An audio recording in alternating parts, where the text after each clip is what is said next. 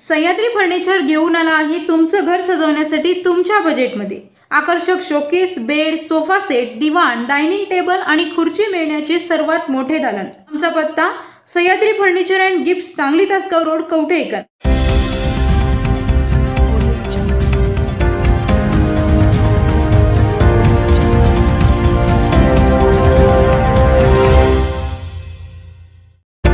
नमस्कार, मी निकिता पाटील आणि आपण पाहत आहात महाराष्ट्र मराठी न्यूज। जाणून घेऊयात आजच्या काही ठळक घडामोडी। जागतिक स्मरण दिन सप्ताह 19 नोव्हेंबर ते 24 नोव्हेंबर या काळात साजरा केला जातो।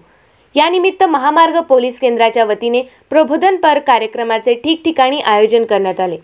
सांगली जिल्ह्यातील महामार्ग पोलीस केंद्र कवठे महांकाळ बोरगाव येथे राष्ट्रीय महामार्गावरून प्रवास करणाऱ्या प्रवाशांना कोणती काळजी घ्यावयाची याबद्दल प्रसिद्ध मराठी अभिनेते स्वर्गीय अक्षय पेंडसे यांचे बंधू तन्मय पेंडसे यांनी महाराष्ट्र मराठी न्यूजच्या माध्यमातून प्रवासी व वाहनधारकांना आवाहन केले।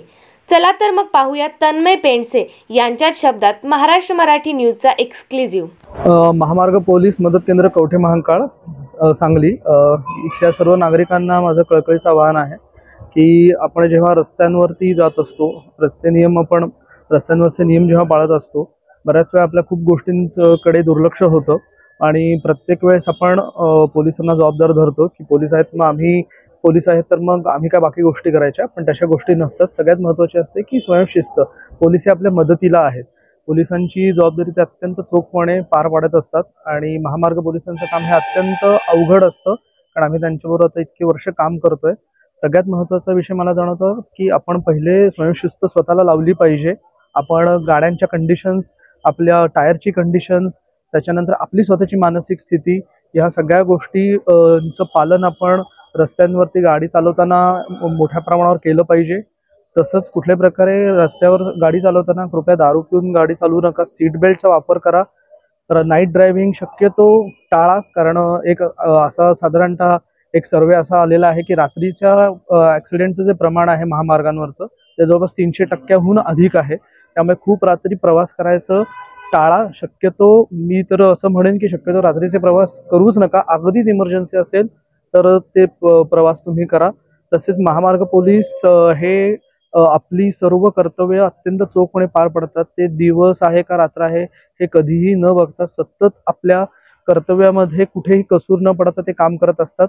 त्यांना पण त्यांचा परिवार आहे, त्यांना पण त्यांची मुलं आहेत, त्यांनाही लवकर घरी जायचं असतं। आपल्या कुठल्याही अशा वर्तणुकीमुळे कुठल्याही प्रकारे त्यांना अति जास्त काम करायला लागेल याच्यावरती आपण लक्ष दिलं पाहिजे की ते काम त्यांचं कमी आपल्या कडनं व्हायला पाहिजे। कारण आपण जर का सर्वांनी नियम पाळले तर पोलिसांचं पण काम कमी होईल। शेवटी पोलीस हे माणूसच आहेत।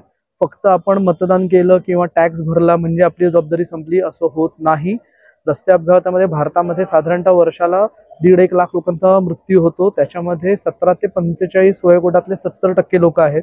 त्यामुळे तरुण लोकांना माझं हे विशेष विनंती आहे की तुम्ही टू व्हीलर चालवत असाल तर प्लीज हेल्मेट घालूनच टू व्हीलर चालवा। आपला लायसन्स व्यवस्थित आहे ना त्याच्याकडे प्रामुख्याने लक्ष द्या। ज्या गोष्टी माहिती नसतील आपल्याला, महामार्ग पोलीस हे आपल्या कायम मदतीसाठी असतात, पण आपण विचारलंच नाही तर ते तरी कसं सांगणार। तुम्ही त्यांना विचारा, ते कायम तुमच्या मदतीला तत्परतेने धावून येणारी मंडळी आहेत, पण त्याच्यासाठी आपण स्वयंशिस्तीने पालन केलं पाहिजे।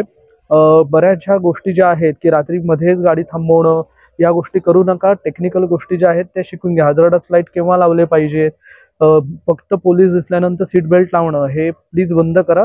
तो सीट बेल्ट त्यांच्यासाठी नाही, तो तुमच्यासाठी आहे, तुमच्या सेफ्टीसाठी आहे। हे पहिले तुम्ही स्वतःशी खूणगाठ बांधा आणि जेव्हा आपण बदलायला सुरुवात करू तेव्हा समाज बदलेल। आणि हे फक्त स्वतःपुरतं न ठेवा, याचा प्रसार किती लोकांपर्यंत जास्तीत जास्त करता येईल त्याचा तुम्ही विचार करा।